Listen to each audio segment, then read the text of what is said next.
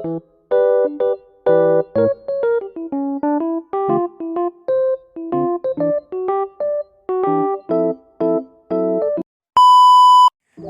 Assalamualaikum warahmatullahi wabarakatuh.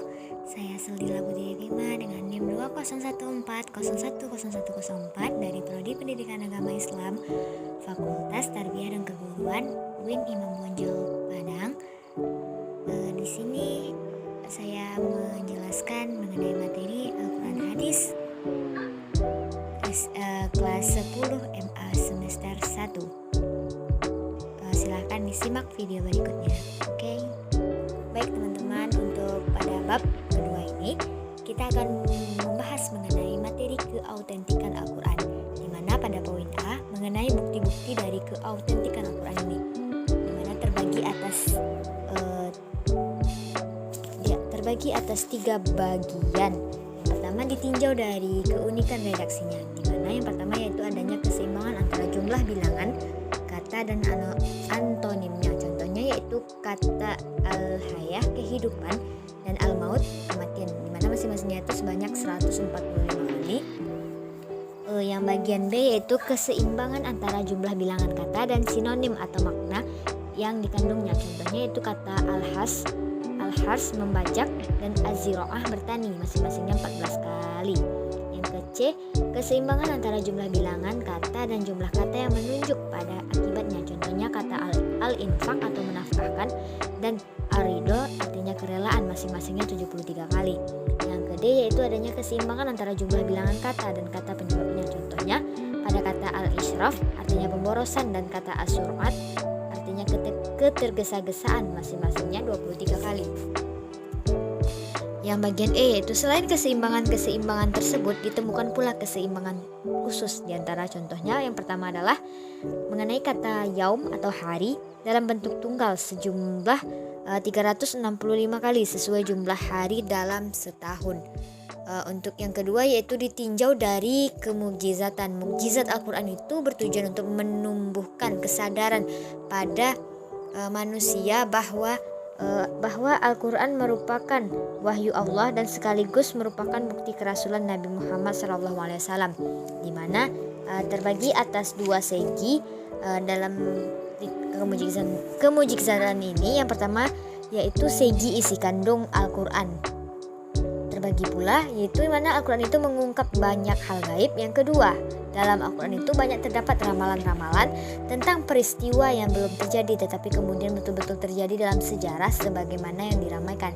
Yang ketiga, Al-Quran itu sebagai kitab suci yang terakhir.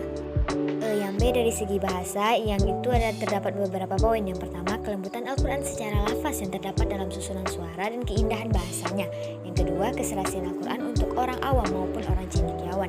Yang ketiga, sesuai dengan akal dan perasaan. Yang keempat, keindahan dalam kalimat serta beraneka ragam bentuknya.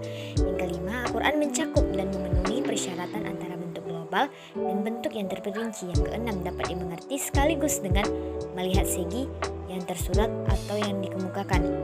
Untuk selanjutnya yaitu ditinjau dari segi sejarahnya, di mana Al-Quran itu diturunkan sebagai penyempurna dari kitab-kitab yang pernah diturunkan sebelumnya seperti Taurat, Zabur, dan Injil.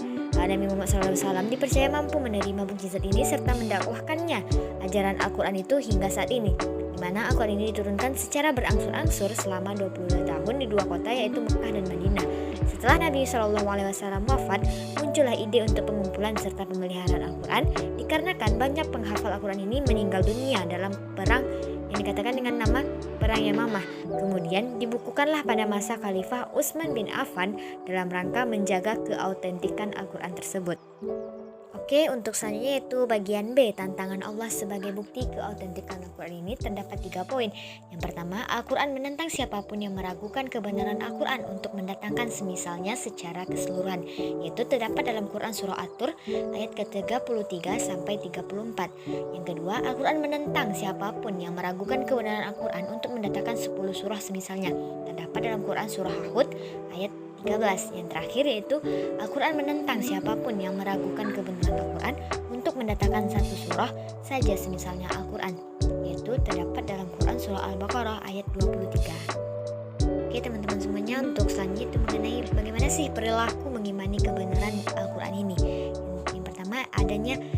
meyakini dengan sepenuh hati bahwa Al-Quran adalah murni dari Allah Subhanahu wa Ta'ala. Yang kedua, membaca dan mempelajari ajaran dalam Al-Quran dan menerapkannya dalam kehidupan sehari-hari. Yang ketiga, menghafalkan ayat-ayat Al-Quran supaya mendapatkan syafaat kelak di hari kiamat. Yang keempat, mengamalkan secara keseluruhan ajaran dalam Al-Quran secara maksimal menurut kemampuannya. Yang kelima, menyampaikan ayat-ayat Al-Quran kepada orang lain walau hanya satu ayat agar bermanfaat dan menjadikan petunjuk bagi umat manusia.